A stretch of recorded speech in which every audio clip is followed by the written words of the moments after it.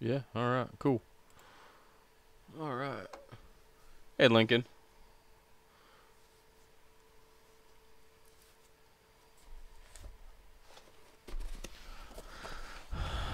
Just got me a box of nickels.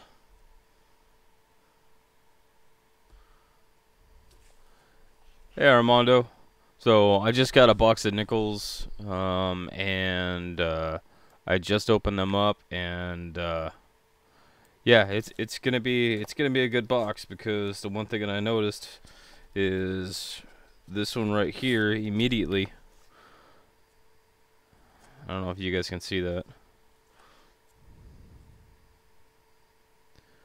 And that is another silver war nickel ender.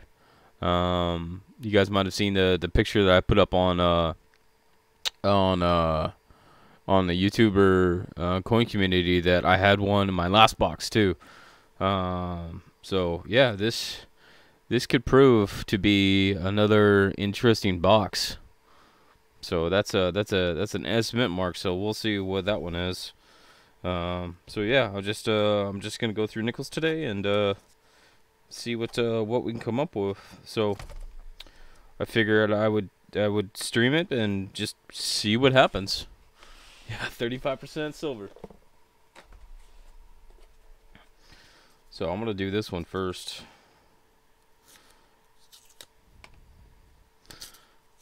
and just see what we can expect from this box. Where'd it go? Where'd it go? That's right here. Oh man, that's worn, but that's a good one. 1943 S. Yeah, it's got the ring of death on it. It's been through circulation before.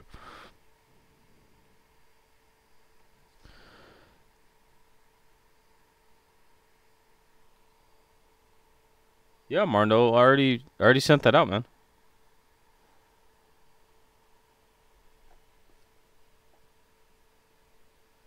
Yeah, I'm sure I already sent that out. Did I not send you checking on it?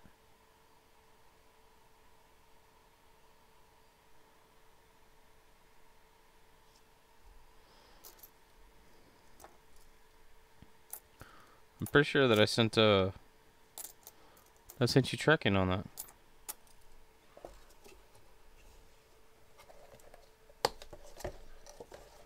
My Hey, Jeff Dunn.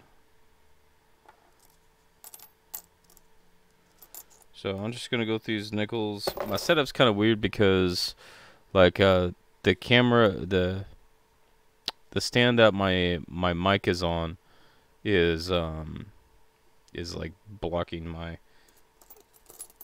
computer monitor here. So it's kind of just a weird setup, but I'm just gonna go with it and see what I got. Let me do this.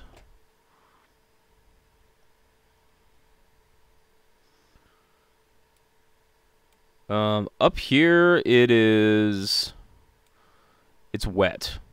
It's definitely a lot of wet. It's still raining. It's been raining for the last few days. I anticipate that it's going to keep raining. And yeah, it's really wet up here. 376. 2018, 98.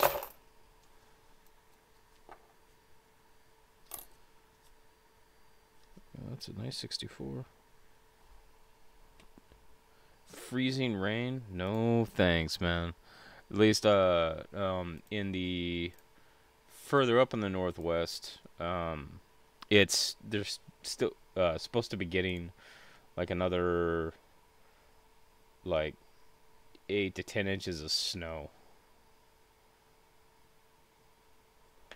which is, again, it's just a worn die.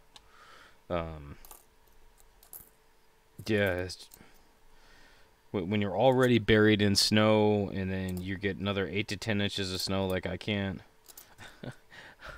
I can't fathom that part. Like, I'm sure there's a lot of people that are stuck in places where they can't necessarily get out of, and like can't go to the store because it's, you know, it's like 4 feet deep of snow. But yeah, weather's been kind of kind of different. Like it snowed, I think last weekend for like 10 minutes, and then it went away.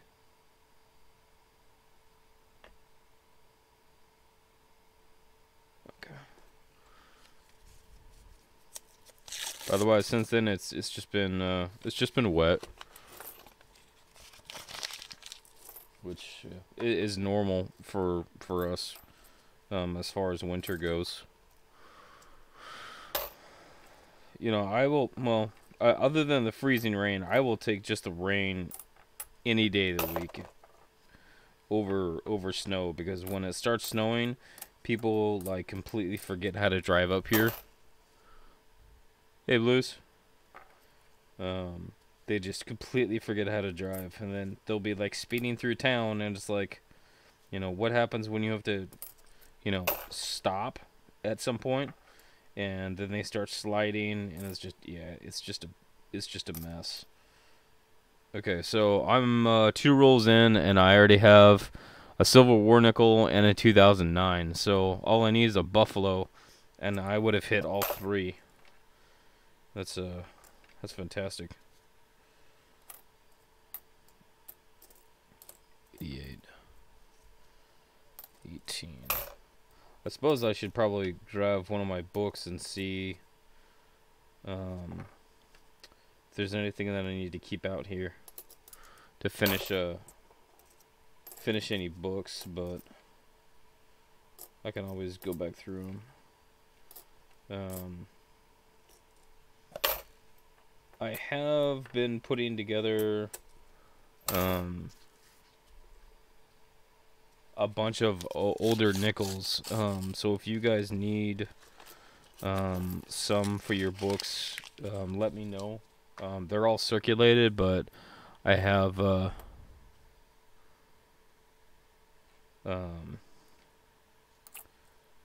have a bunch of the older years set aside.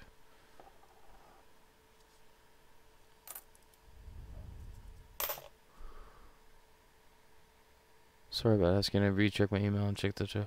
Okay, sweet. So yeah, it's getting me there, because I was like, I'm pretty sure that I got that out last week. So it should hit sometime, just, you know, sometime this week. So yeah,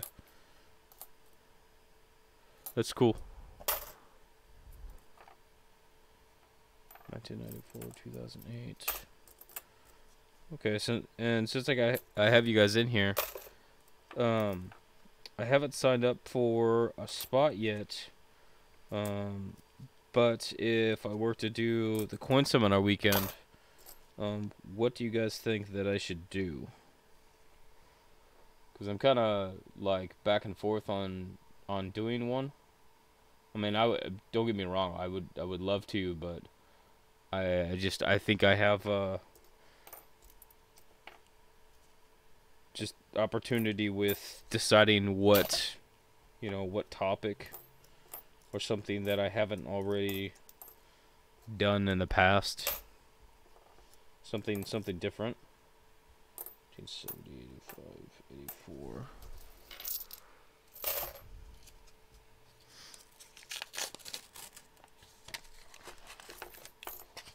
So if you guys wanted to see something, do what you do. Well, I like coins, Lincoln.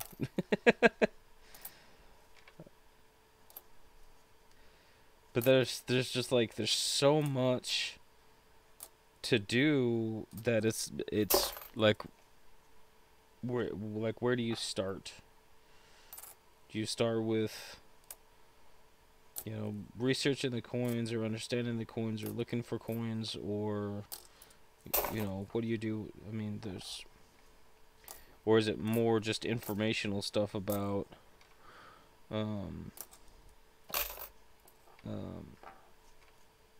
where to find stuff, like where to find what's my favorite coin? The one that I can hold in my hand. I know, loaded question. I got it. I got it. I have a lot of favorites. Another thing I was thinking about. Wow, holy smokes. Another thing that I was thinking about is that.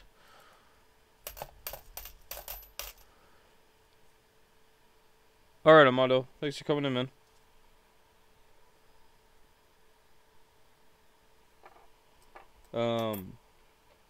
Is that I have a little bit to go till I hit 700. And I was thinking about doing a giveaway thing for hitting 700 when that occurs. And one of the things that I thought that that I should do is to put together another of the coins of the 20th century.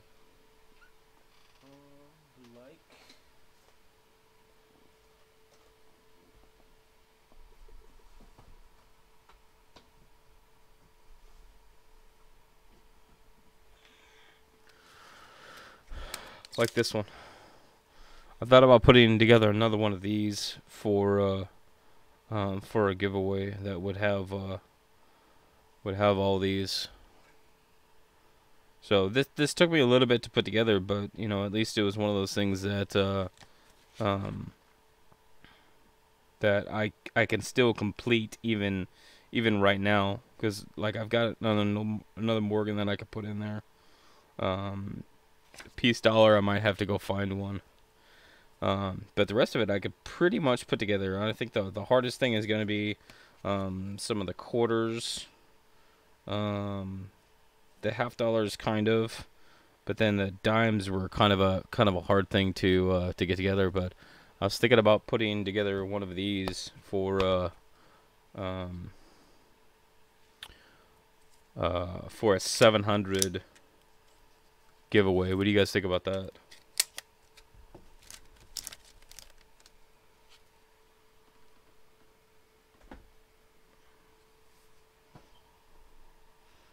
$2015, 2011, 64,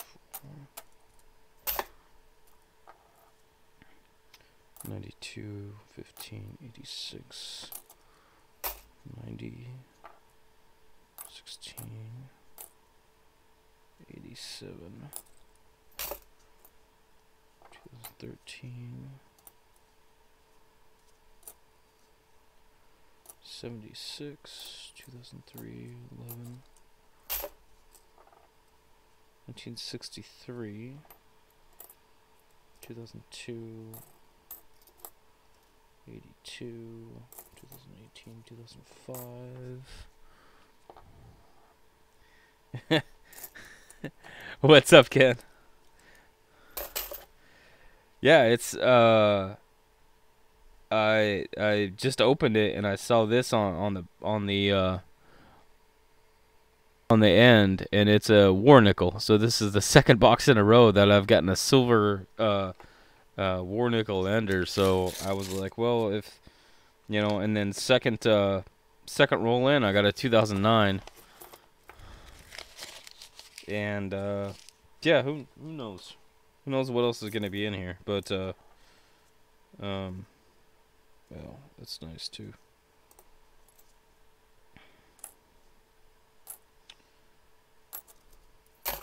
Well, if Ken is in here, then what does Ken think of topics that have not been touched much in as far as the coins goes?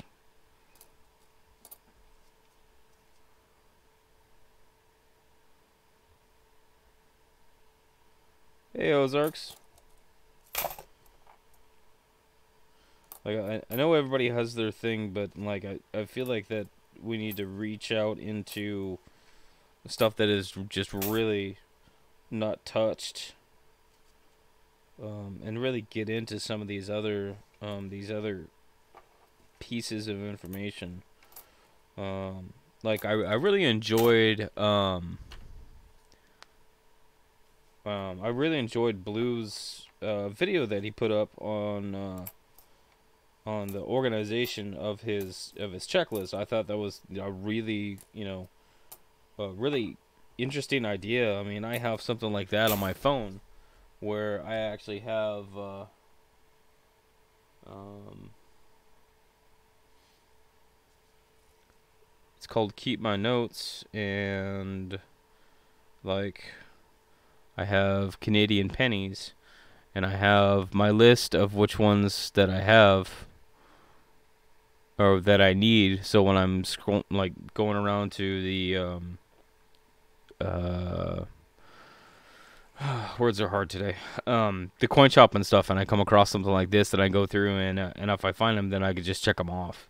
So it's basically the same thing as that. So I think that was a great video that Blues put out, with a lot of good information, and really setting apart, finding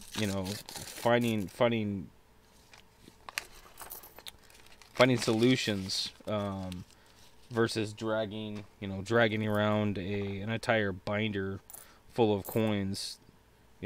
That you could take basically this little pocket guide, and go through the checklist. I think that's very cool.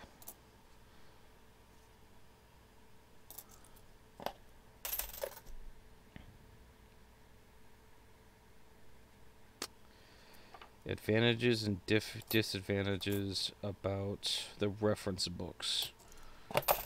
Um, Specifically, like, they're in book form, and they are hard to get, I guess, but they're worth every penny. Hey, Hoosier. Because I tell you what, I'm in, I'm in digging this one pretty hard. This is this one. I'm waiting for my other ones to come in, but I'd love this one, because this is exactly what I've been looking for, because I want to know, um, um, yeah, I want to know, like, all the bits and pieces for every single die variety. Um, and I love this book. I love how it's put together, and it has all the different pictures. Even has a cross reference, and checklist for the snow varieties, the rarity ratings, and any association with the Flynn or the Konica designations. Like, that's I like that. That's pretty cool. So I'm waiting for the other ones to get here,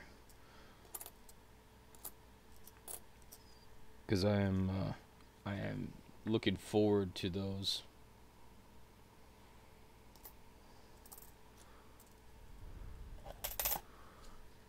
Set up a coin library. I think who has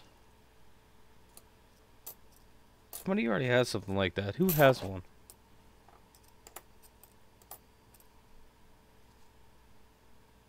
Who? Dang it, I don't know why I can't think of it right now. Is it the ANA that has one? I think the ANA or somebody else has one like that, where it's got but I mean the website that they have are really kind of out of date. But um,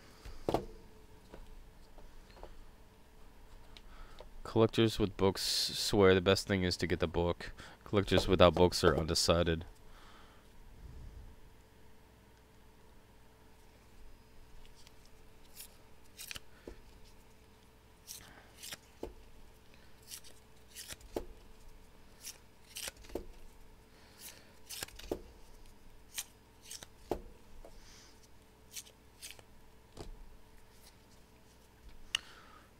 I think I want to say it's like the ANA or something. The American Numismatics Association has like a book repository, um, But yeah, I don't know.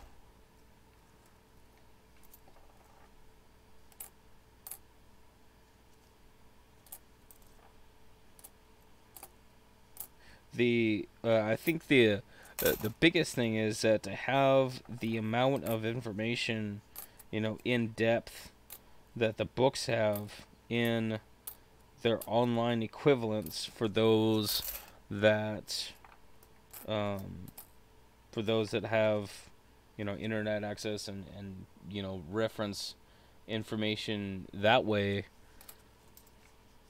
um,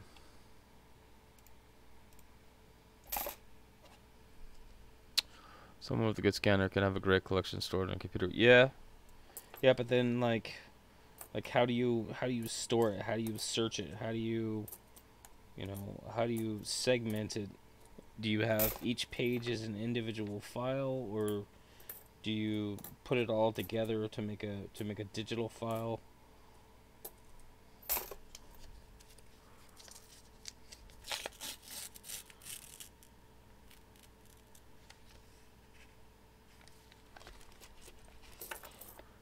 I've seen people get books lately. It takes a while to assimilate the information, but they'll learn a lot. Once they've figured it out, they can help attribute varieties. We're seeing more people with improved ability.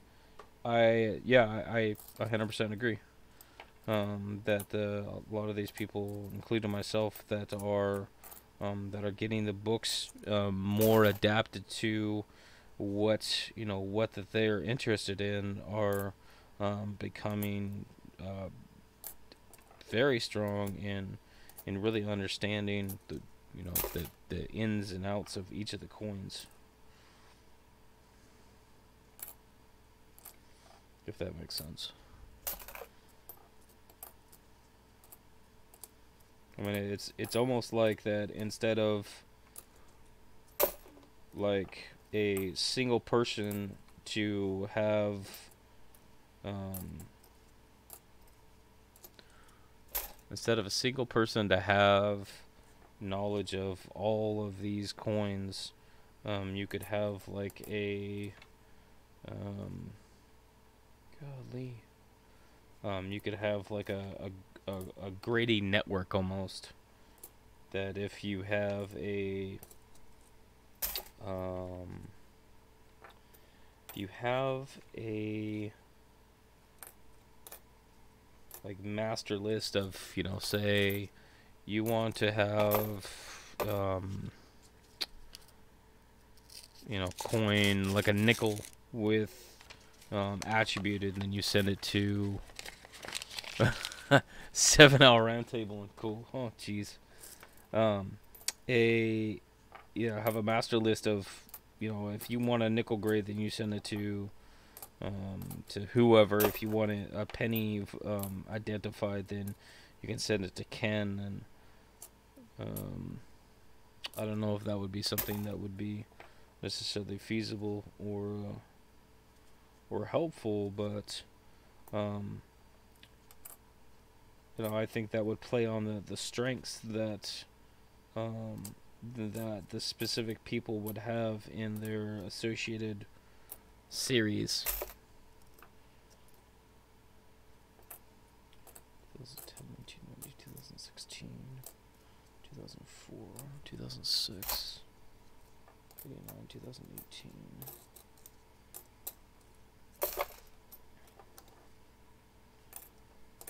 But I'm really on the base information for the collector needs to be increased, because there are so many people that all of these see is, this coin is worth $16,000. This coin is worth $54,000, and so that's what everybody sees. Um, and there's not enough supporting information for the end result of the reasons why that these coins are worth that much.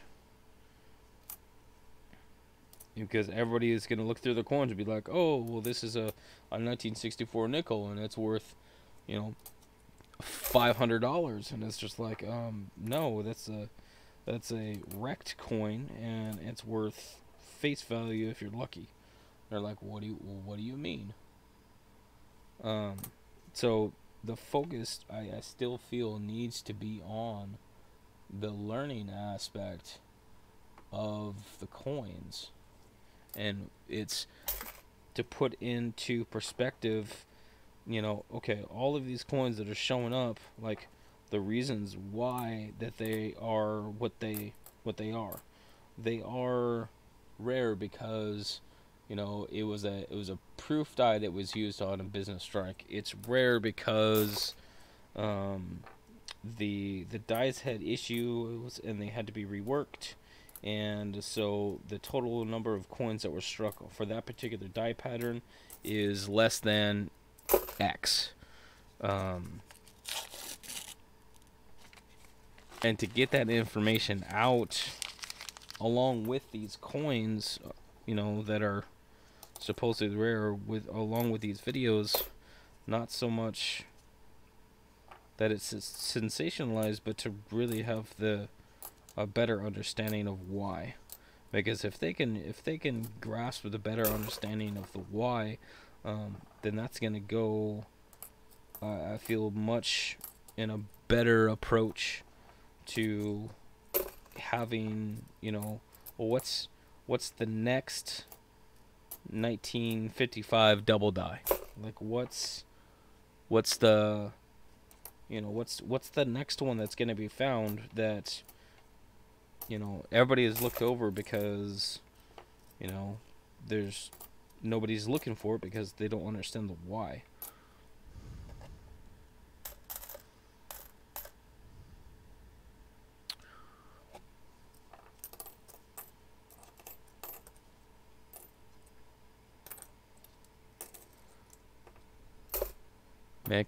Mantic knows halves, Lincoln with Ikes, Ken on pennies. I'll just hang out. Hey, South Texas, how you doing? Well, but that's then again, there's maybe that's something that it's you know, once in the age of single hobby, double dice should be extinct. That's true, but yet that they continue to be found. So until that process changes, or the QA changes, or whatever, that these things will be continued to be found. Now they're going to be, I feel that they are going to be a lot more minor than, you know, the age of the 1955 or the 1995 or any of these.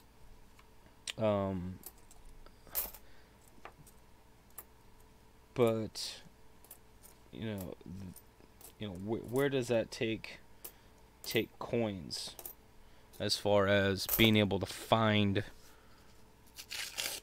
subject matter? We got some really funky coins going on right here.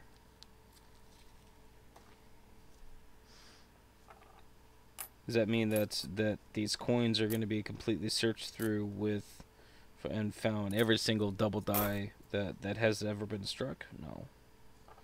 There's no way.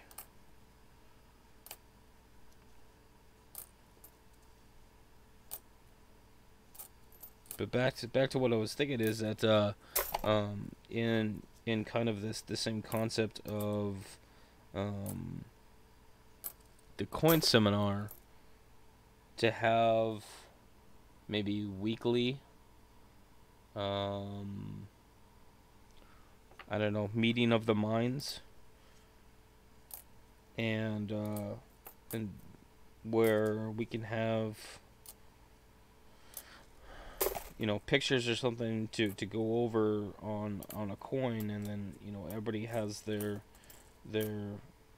add of knowledge so that people can see the coin, and then have the information from all these knowledgeable people, you know, so that when people are looking at the video later, they can see the coin, and then they can see exactly what all of us, I'm assuming us, what all of us are talking about when we're talking about worn dies on nickels and how it looks and makes the letters like super fat because of the of the of all of the die wear and the wearing out of the devices.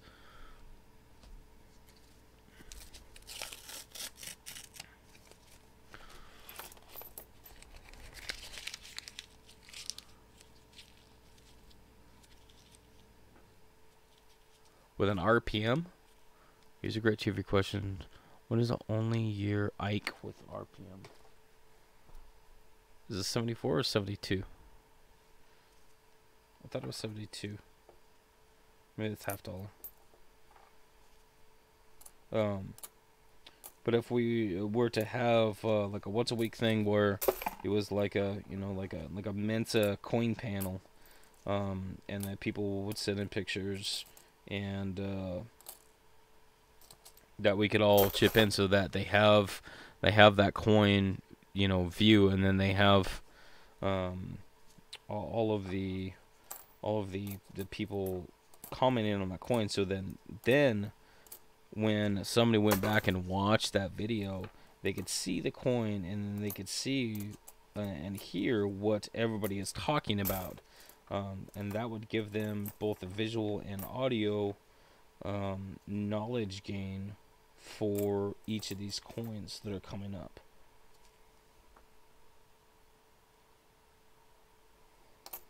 And I thought that was an interesting idea.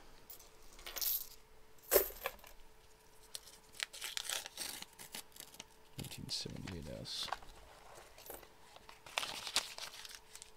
Oh, the last year of the Ikes. I'll have to check my 1970 is a proof.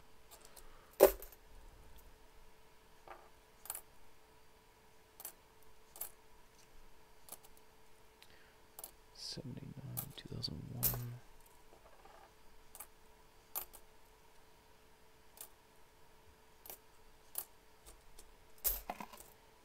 Ikes are a different beast. That's for sure. 64. Dude, somebody dumped these 2004s. I have to put together another set. Dang. 1974S.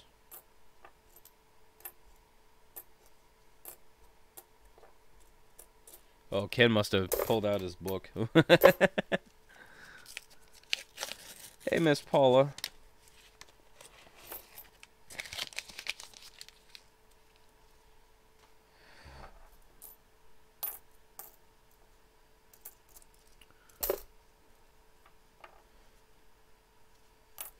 Hey, Miss Paula, I opened up the box, and right on the end, war nickel. So that's a second box in a row that I've gotten a silver ender. So I figured that that this box was gonna be pretty decent again. 2006, 2004. So I've already got a war nickel and a 2009. So I just need to hit that buffalo for another trifecta, because I hit three. That picture that I sent that I posted yesterday. I actually ended up getting 3 war nickels from that box. So yeah, so I'm kind of surprised when I start off with this one that I'll send you a box of nickels, Ken. What do you mean this is unfair? This is totally fair. I mean, come on, right on your back desk is a 1914D, and it's probably some 20 cents, and you know, I only have one. Hey, Bubba's Coins.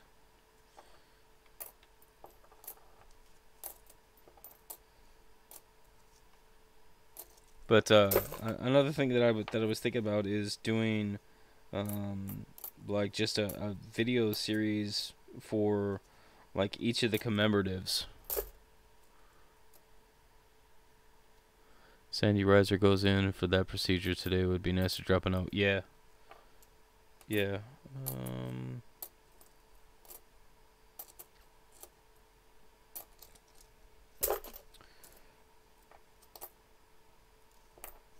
let's see. Riser is. I wonder if I can put a link.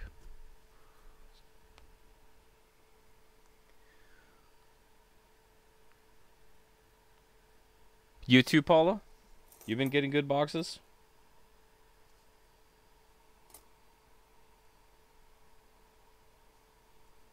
These 2004s, these 2004s and 2005s, they're looking really good.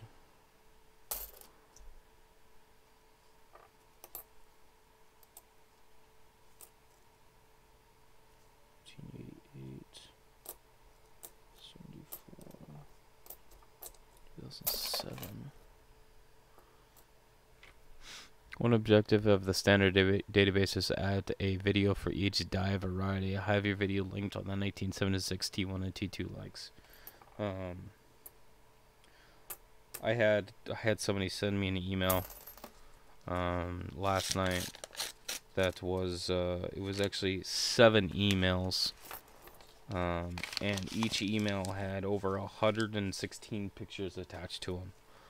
And I promptly deleted them, and I responded back. I'm like, hey, if you're gonna send me pictures about coins, like, you know, give me a heads up before you send me a bunch of pictures, because like you just buried my inbox. Like, how am I supposed to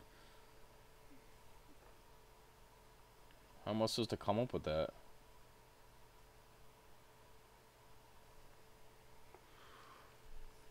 Yeah, 7 emails. I'm like, you know, if I wanted to be a real jerk, I would have just, you know, deleted them and blocked him. But I decided to be nice, I guess, because reasons.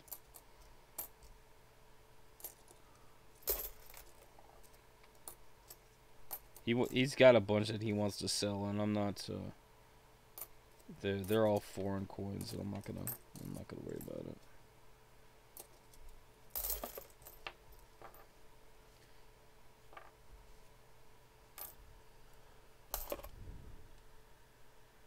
Yeah, Bubba's. I mean, I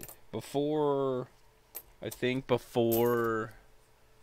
around November, December, like, I was thinking that I was gonna be hitting a lot of stuff, but I was getting pretty skunked out.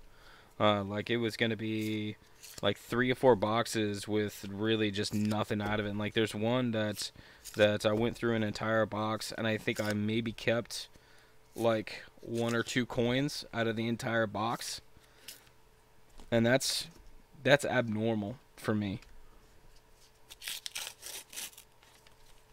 Because usually I got something like this where, I mean, I already have 3, 9, 12 already set aside.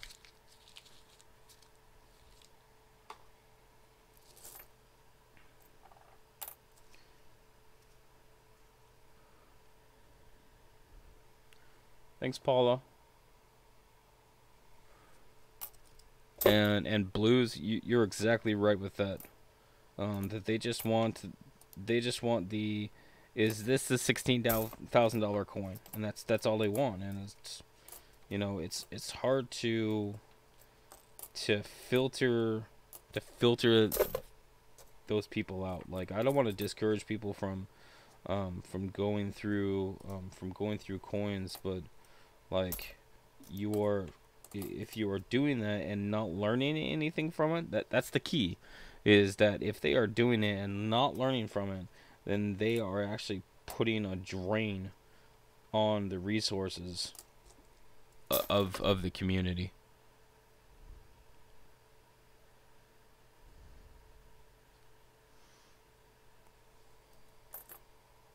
And I think that's really sad. And I wish, you know, as obviously as a coin collector, I want everybody to understand the the value of, you know, of a coin, even if it's just, this, really decent quality, like, very good 1943 S war nickel. Like, what is so important about this particular nickel or the 1975D?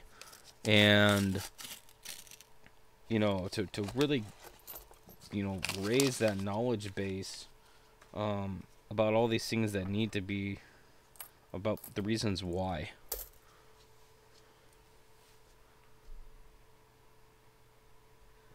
The community is developing. Compare the videos and subject matter being produced lately with a year ago. Yeah. And that's true.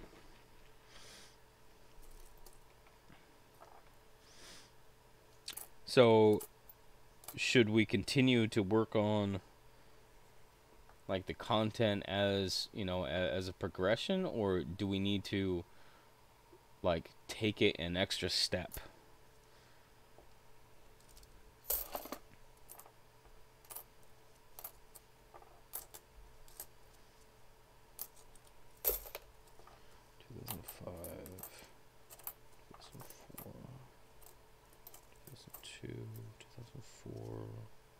That's a D. I mean, 2004P, 2014, 2014P. Nope, nothing there. 2002, 36.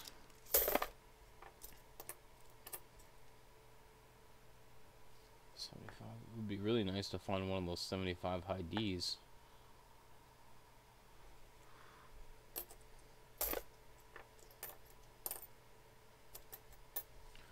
Ken, I liked your question on my video from the other day, because it was it got me thinking about it though, because that's, I mean, if you were just to look at that specific spot, like, it could very well be interpreted as a repunched. But with how far outside the area that anomaly exists, I don't think that it could be a repunched. I think that is probably a scratch or something from one of the one of the tools, and especially with that long scratch right above where that's located, I would probably say that it came from that tool. It's a really good 92. 299. Yeah, the 52. As a body, the cold community on YouTube is moving the hobby further along. There's no debating it. A lot of people who got in to see if this coin is worth $16,000 are sticking around. Yep.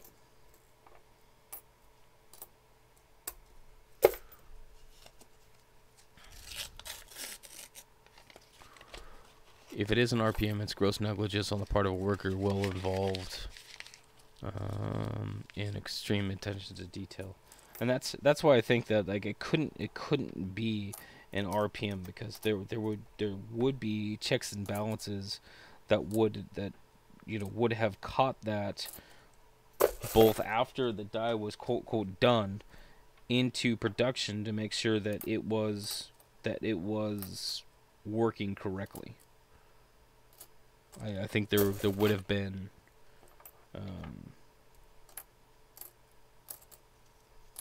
would have been caught somewhere. So that's why I feel that particular one is going to be a gouge and not an RPM.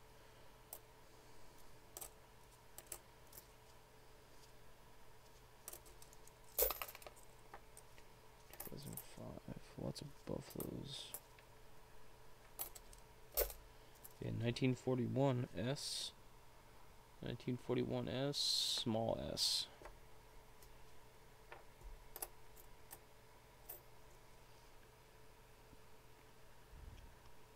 If it is a die gouge, the similarity to the mint mark is oddly similar. Right. Hey, Coining Card. Hey, Amanda.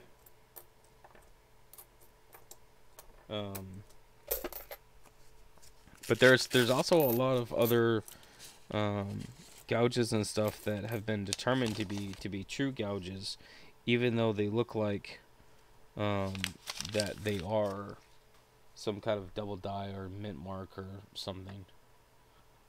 But I think that one is a true die gouge. But the piece that I enjoyed about it is that it made me think. It made me think about, okay, well, it's this, but then it's the why. Why do I think that is a die gouge versus an RPM? So I basically had to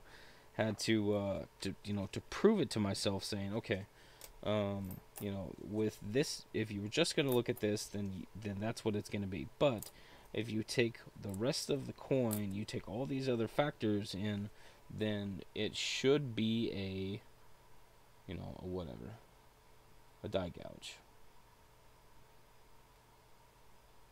I'm looking at a 2014 Philadelphia.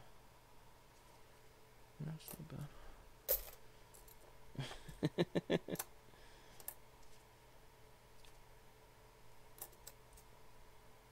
1973, 2088.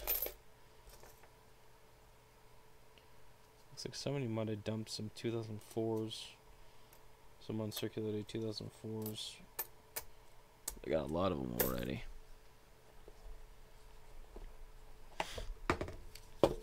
So, but how many more of those type of things that, do we put in front, like have a like a video on, and say, have the information provided, and then have people comment on what they think it is and why. Like, I think that would be, a really interactive video on, with providing just the information based off your knowledge level. Like, what do you think it is and why? Those, maybe we could do videos on the UFOs. On, was it Wexler's as the UFOs? That'd be cool. 2018, 1961.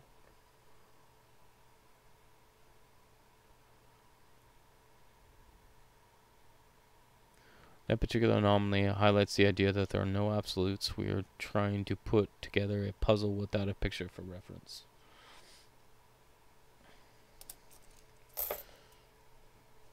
But even if you don't have a picture, you still have knowledge of the process. You still have, I mean, you've got the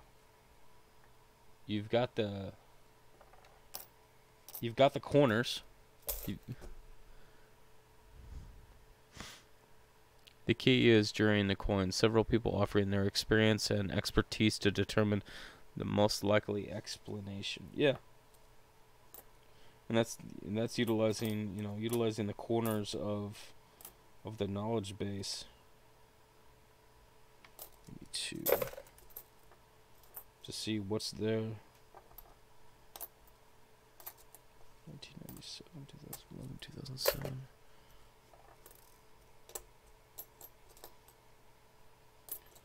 I don't know, can we do something like a coin panel, I guess?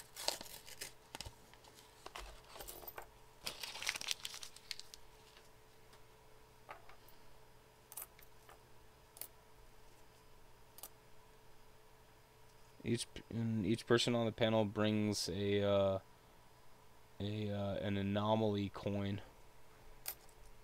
and we deliberate on it.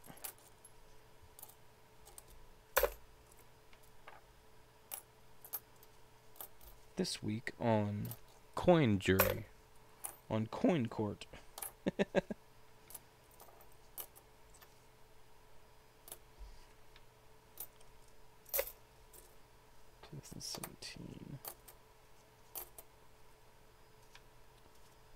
2005. It's a D. 2016, 2015, 2004 D. Yep.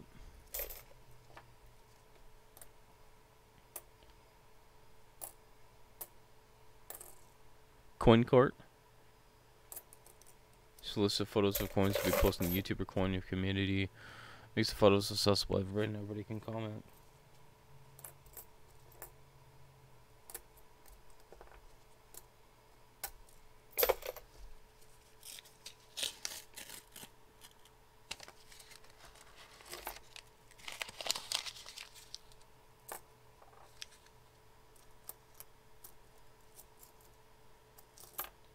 Some of these coins just look weird.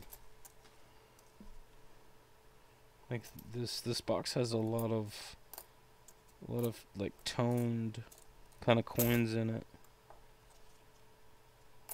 80s are always really good. A lot of 2006. It shall be held.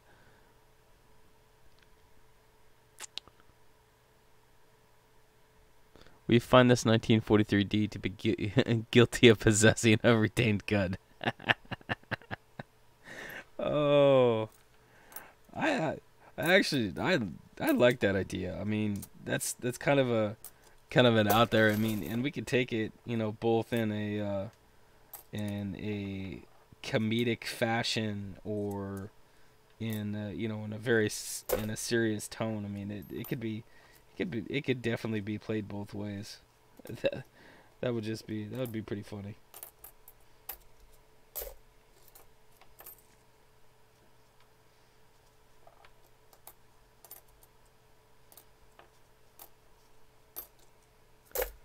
Be both learning and entertaining.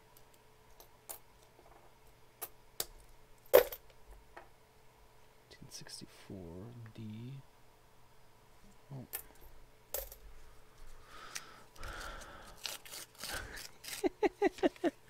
Find yourself prosecuted another box of pennies. Oh man, I like it. I like it a lot.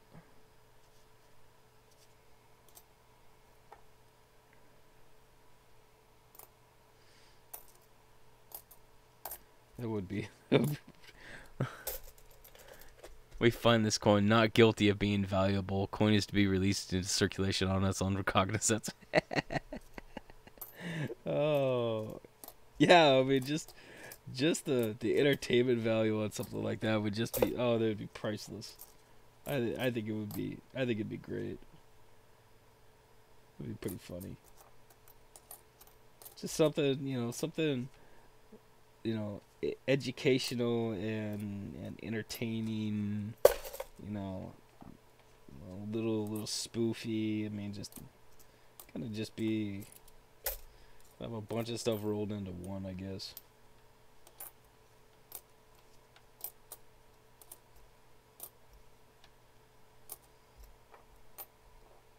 That was my thought of the day.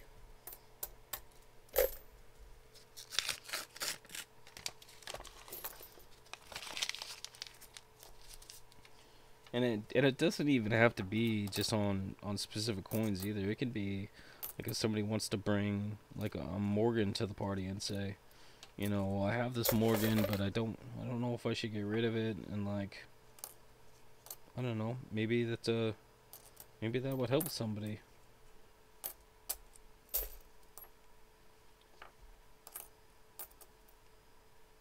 '64, 2005, 2007, 2014 D, 1977, 91, 88.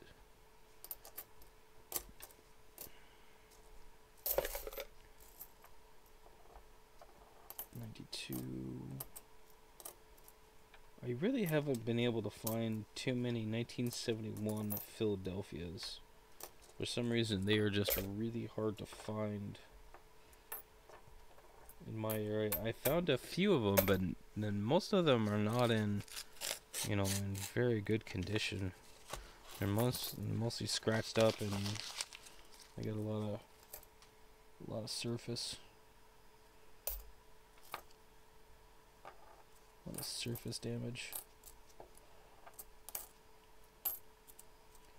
Maybe I'll just have to go get a roll of them. 1971 Phillies. 2004.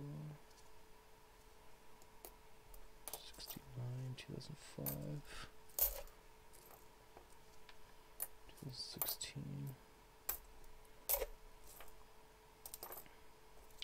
Although I do have to say, the 2006 in almost any denomination that I've come across seems to be like the magic year, where whatever the Mint was doing in 2006, they had it down. The coins were in good condition, and you can still find them in good condition. There's not a lot of like wash issues. There's not a lot of issues with the coins at all. So whatever they did in 2006, I think they need to do it over again, because somehow they had it figured out.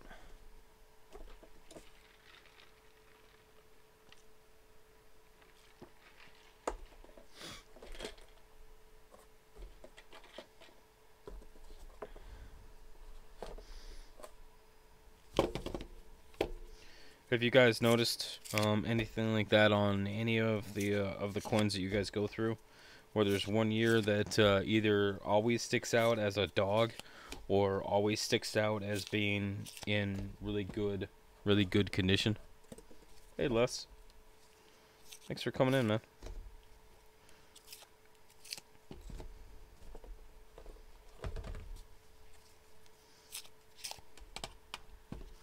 I am just going through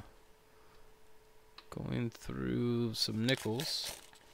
I started off with a 1945 S silver, and then the very next roll I got a 2009 Denver. So I figured, hey, this might be a good box. 1993 and 2007 penny shiners.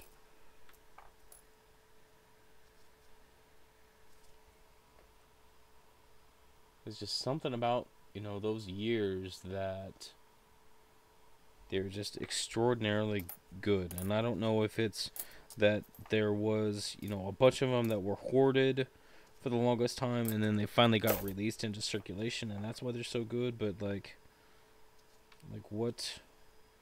Let's get a nasty scratch on the front. Like why? Especially on. Oh, it's all good, Lincoln. Thanks for coming in, man. What were they doing in those years that made? Heck yeah. Right there. 2009 Philadelphia. So I got a 2009 Philadelphia and a 2009 Denver in the same box. Like it. What were they doing in those particular years to have coins that turned out so well? Or were the coins hoarded and then released into circulation later, which made them the better condition that they are in now?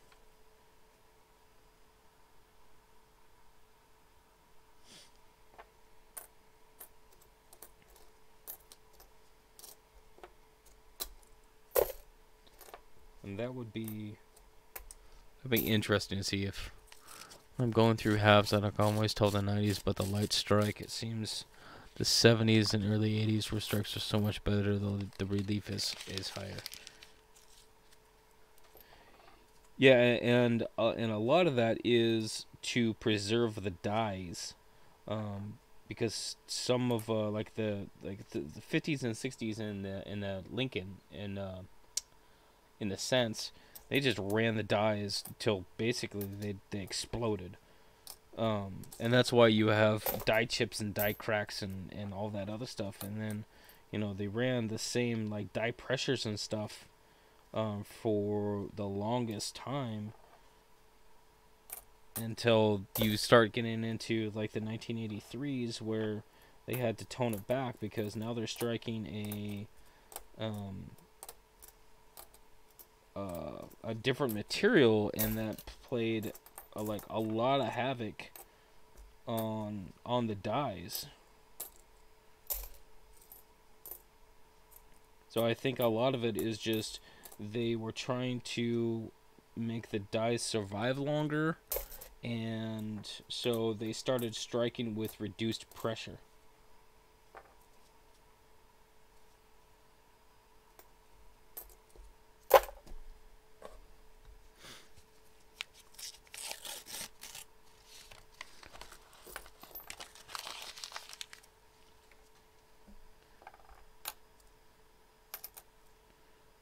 2016, 18, 2014 Denver. Yeah, 2006 in most of the denominations that I come across usually have some of the best overall appearances. Like a lot of the shield scents that I come across have a lot of wash issues.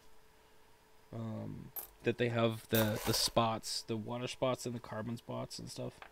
Um, but in like 2006, there's hardly any um, that ever come up with with those water spots or anything. So whatever rinse that they did um, during that time just really worked for them.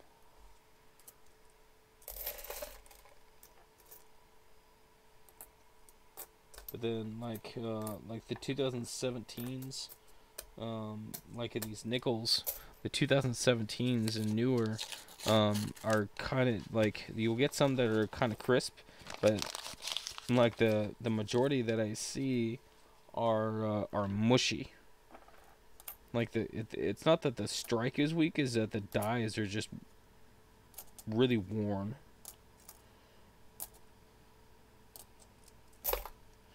Especially in the 80s. The 80s are like that too.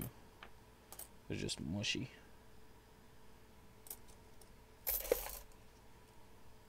2005. 1971. This is a D.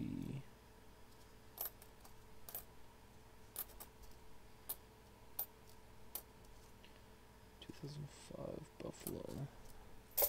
Bison. 1989.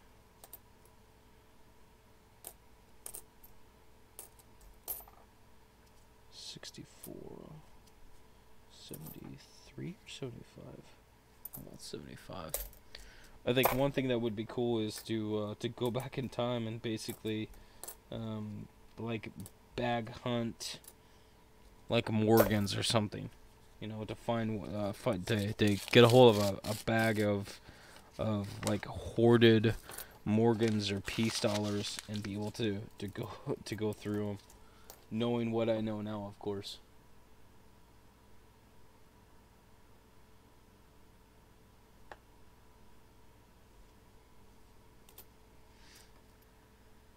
I think that would be a lot of fun to get into.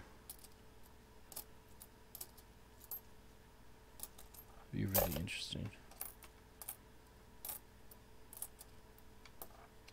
1975 Denver. 2011. 1990. 84. 80. 2011. 1966. 78. It definitely looks like that some of these 2004, 2005s were dumped recently. 2005 Philly. Because there's a bunch of them in really, really nice condition. Because, I mean, a lot of these are, cartwheel luster. They look like they were just minted. So I usually find maybe 3 or 4 of those in much better condition in the rolls, but that amount that I have right now is much more than I usually find.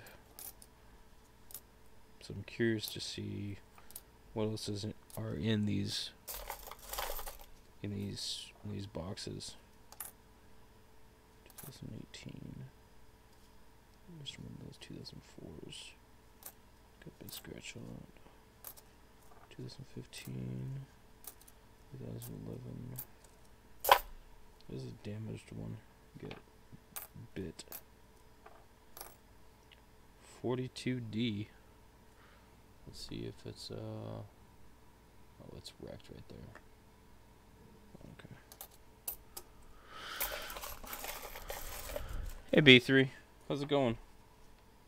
1970, 2016, 2006, 73D.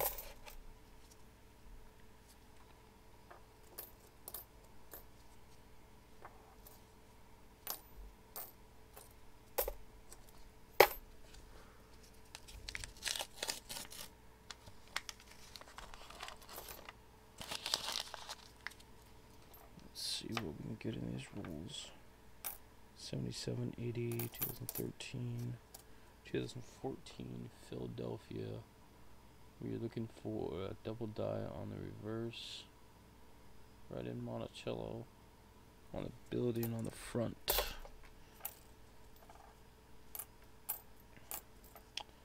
I'm gonna have to get pictures over to you, Ken, on this 2014 that I found yesterday. I haven't gotten pictures yet.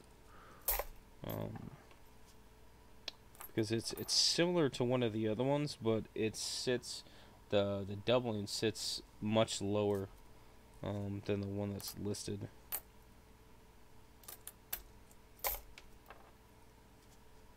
'74, 2013, 2001, 99, 86. 2000, there's a 2005. I said 98.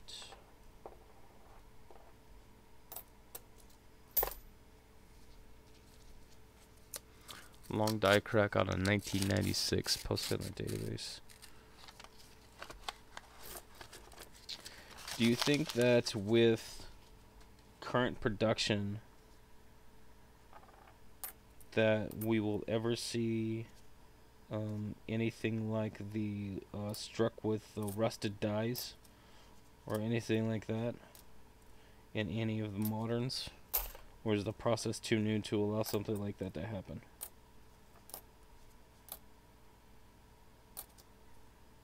64, 17.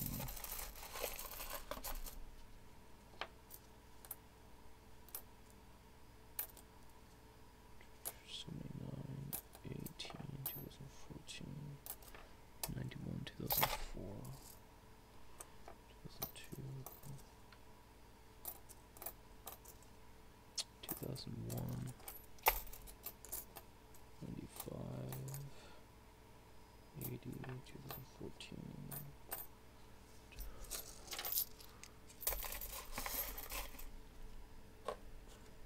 Environmental conditions in the new mint buildings preserve the dies pretty well. Okay, here's another question for you then.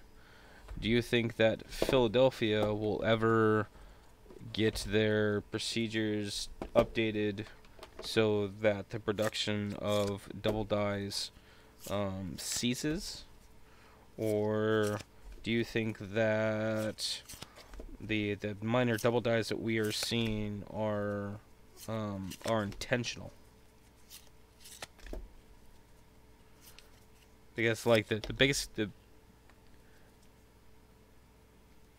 biggest like thing that I notice is that why all of the double dies come from Philadelphia, with only a small fraction of the double dies actually occurring out of Denver.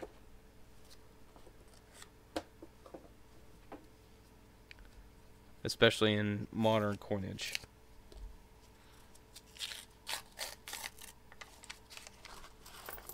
But how much does the equipment differ between Philadelphia and Denver? You would think that they would be very comparable. if not the same equipment, that could produce the same coinage.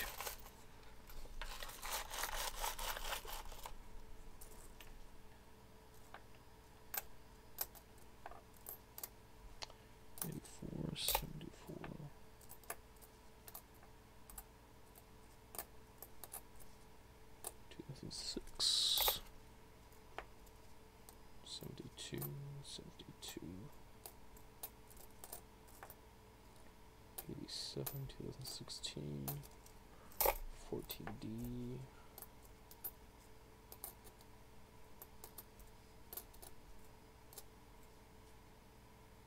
1990, 89, 2015, 2000.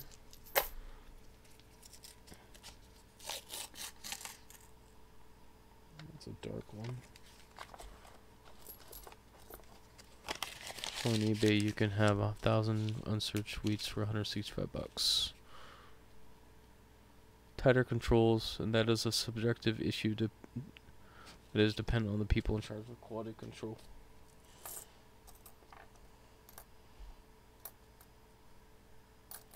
So the quality standards at Denver are stricter than the quality standards at Philadelphia.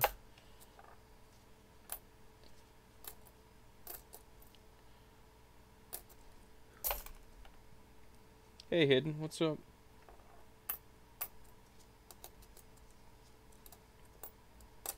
Because I would think at some point that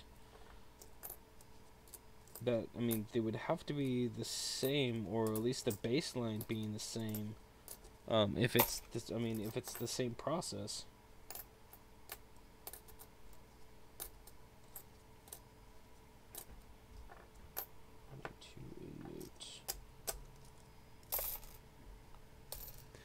If you find a good set of P&Ds 2019. Yeah, if I ever come across them. I haven't come across a single one yet. I'm still getting... Thanks for coming in, B3. Good luck on trivia night. I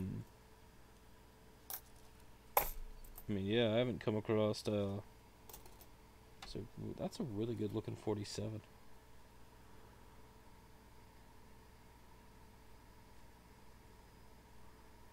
Yeah, that's a really good 47.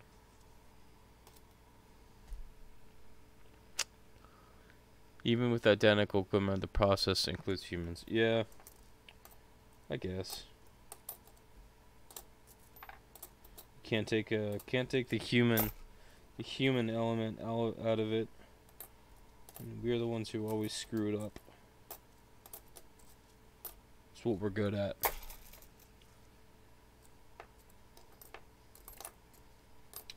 (2016, 2006, 1990, 1987). There's another 2014. And maybe. No, I think it's just a die chip. Yeah, it's die chip. 2005,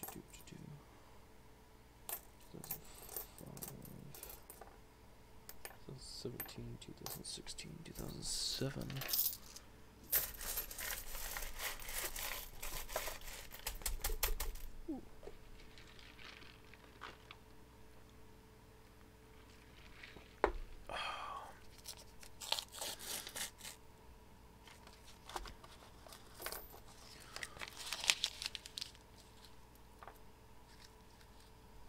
Well, I have to say, I feel like that this box kind of let me down a little bit, because I'm on my last 2, 4, 6, 8, 9 rolls.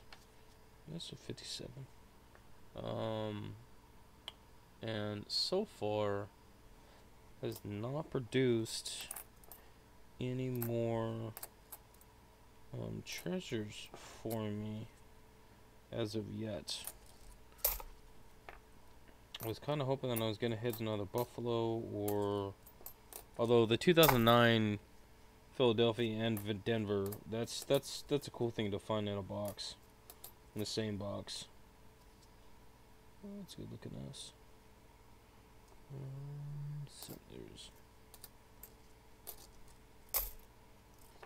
87, 87, 2015, 2003, 96, 96, 94.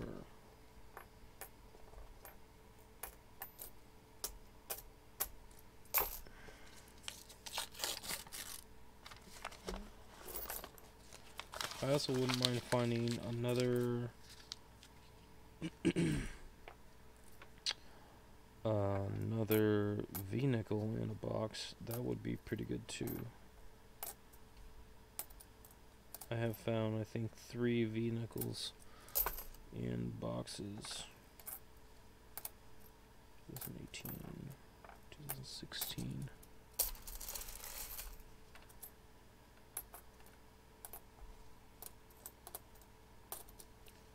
'17, 99, 2015, 64, 2012 Philadelphia. I think I need that one. Keep that one. 79. I've actually even talked to local shops and said, hey, if you ever come across one of these, just let me know. Because I know there's a convenience store just down the street, and they get a guy who brings in $50, every once in a while, or wheats. He brings in wheat pennies, and he pays for wheats. So the people that work there will keep them. 73.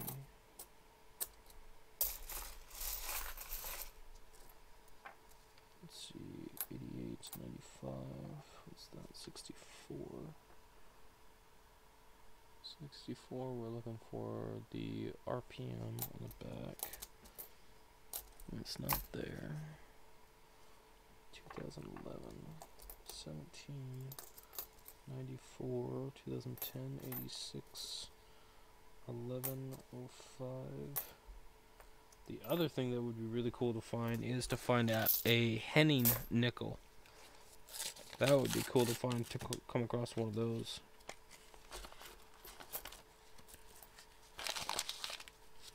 That would be a great find, in fact, if you found a Henning nickel in a box.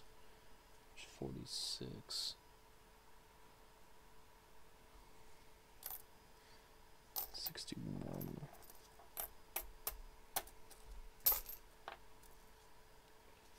Another 46. And looking at, nope.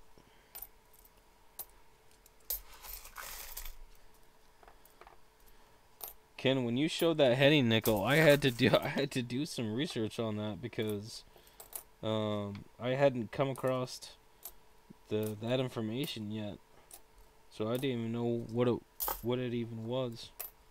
But that's it's kind of crazy that somebody could counterfeit a coin and get away with it for so long. And they eventually found him, but still. 1941, Denver.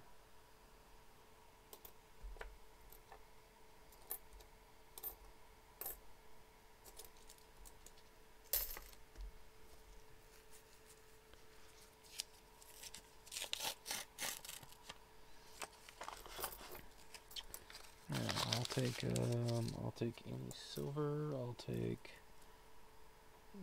anything like that right now. Be great to find anything else. I'm kind of striking out on these last rolls here. 56 Denver. I have to go through probably, depending on how much that I do nickels, and I have to go back through each of the years and kind of sort them out. Hey, I got another 2009.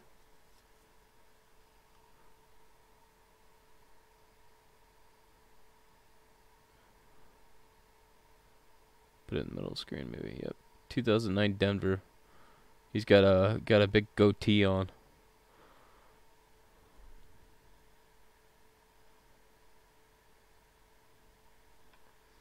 So 3 2009s in this box as well. So that's pretty good. 2015.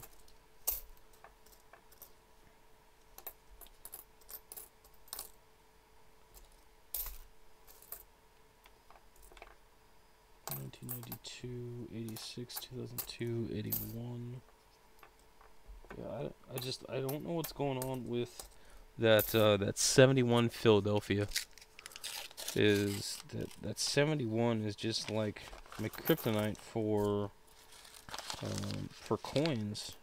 It's just the one that I can't find in good and like relatively good condition. Like all the ones that I find in circulation are just like wrecked. 2015, 2017.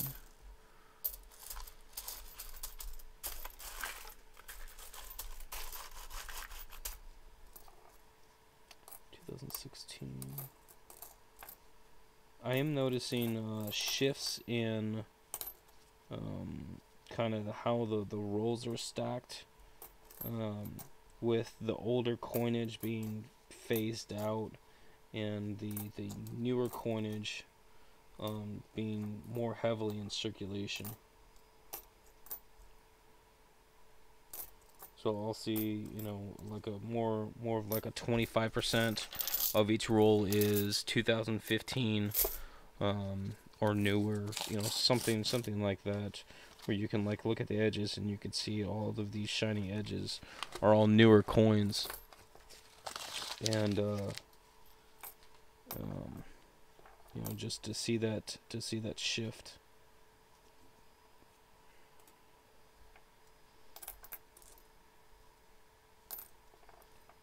Going through the coins. 2012p. So I got what, 3 rolls left, 1 silver, 3 2009s, no buffalo. There's another 42D. No buffaloes yet, or V nickels. 2005, that's another one of those. 1999.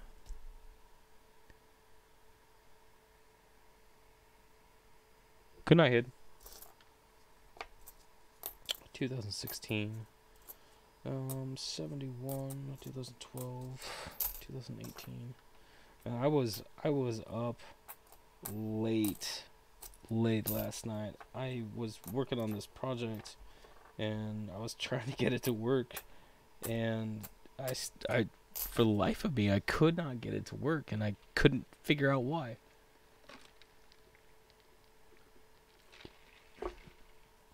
Until I got to a point where I completely deleted the model that I was working on, and I was and I pulled up another one, and it worked the first time, and I was like, man, and I could have saved myself like hours of work if I just like scratched it and started over. But you know, this is life, and this is what we get. 54D, looking for D over S, but I'm not seeing it. 88, 54, that was one I just got. Oh, Ken, I picked up a 57 Flyer Snow 16 for $24.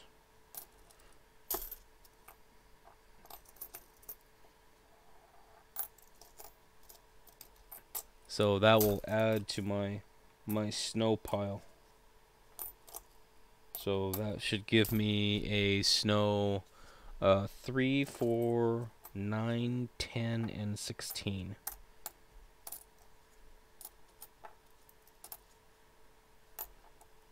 If I could Flying Eagle.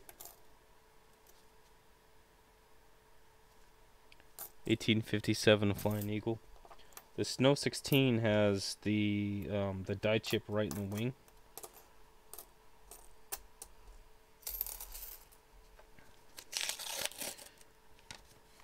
Everybody labels it a cud on the wing, but it's not a cud, it's a die chip. But it's right there, just like right in the almost dead center of the coin. 1865.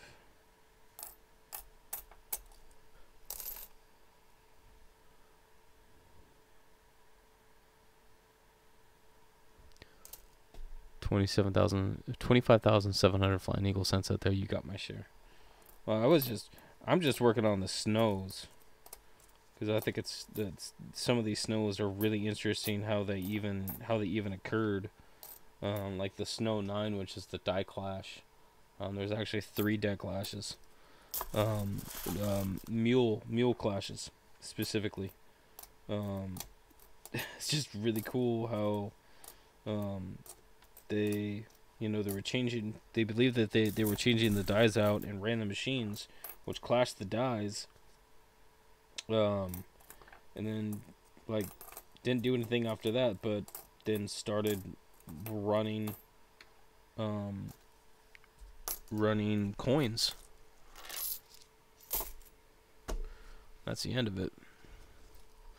So it's just one of those kind of off the wall, and that's why I got the book, so that I can go and see how many snow varieties that I can identify, and see if I can pick up, because I can.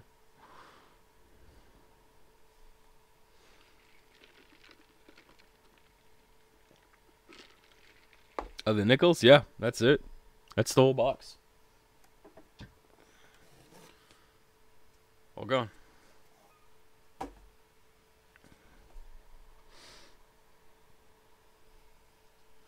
Yeah, I'll be putting these away, in my things over here, and then when each of these little pieces gets filled up.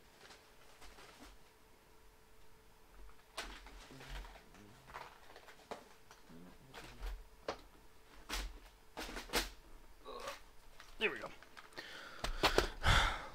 When each one of these get filled up, I go through them and I keep, like the best ones, and then I'll toss back the rest of them. But like this one that I got, that I have set up, is just for the 2004 and the 2005, because it was just too hard to put them all together in one space. 2004, 2004, 2005, 2004, 2004, 2004, 4, 5.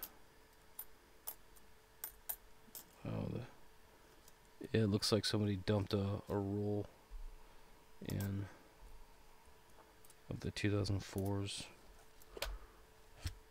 So 2005 Bison D goes right there. 2005 Bison D goes there.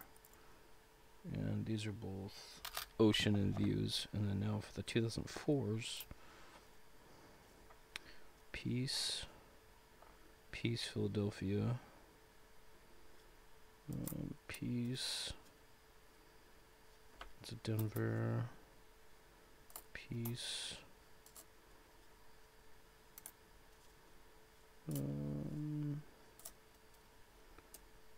looks like some of these, like this one has, yeah, keep the rest, dump the rest, keep the best. It's got a little bit of toning on that side. Let's see. Show. It looks kind of like a mix between the two.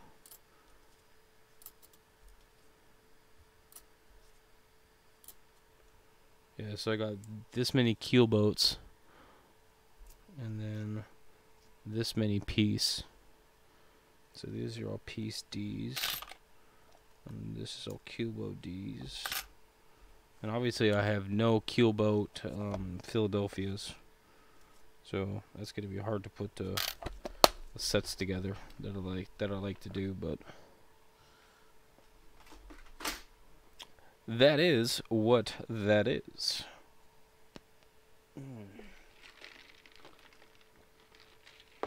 Alright, what time is it? Time is... oh, okay. Yeah, alright, I'm gonna go ahead and jump off. I want to thank everybody for coming in and watching me go through this box of nickels. I was hoping that I was gonna get a lot more out of it, but no, those are the cards that were dealt. So I'm gonna get some more projects going and